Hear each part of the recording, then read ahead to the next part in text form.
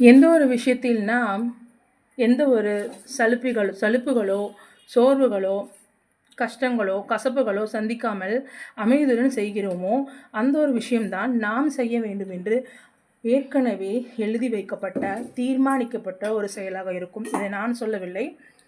மிகப்பெரிய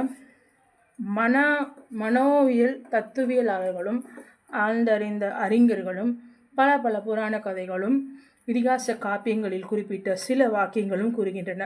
என்னவெனில், எதை நாம் செய்யும் பொழுது மனம் அமைதி பெறுகிறதோ, மனம் ஆற்றுப்படுகிறதோ, அதை செய்யும்போது நாம் உற்சாகம் அடைகிறோமோ, அந்த பணி அந்த செயல்தான் நமக்காக நாம் செய்ய வேண்டும் என்று நமக்கு விதிக்கப்பட்ட சில செயல்பாடுகள் என்று பொருளாகும்.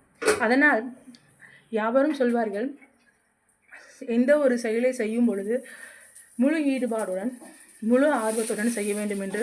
சரிதான்.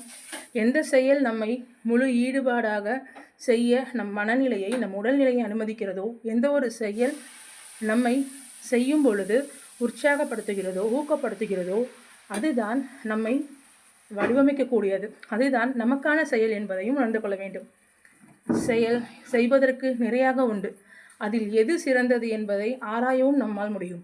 ஆனால் எது நமக்கு உரியது உடைமையானது என்பதை நாம் செய்யும்போதுதான் உணர்ந்து கொள்ள முடியும். அதனால் செயலை செய்யுங்கள். செய்யும் பொழுது மகிழ்வு தரக்கூடிய செயலை ஒருபோதும் கைவிட்டு விடாதீர்கள். நன்றி.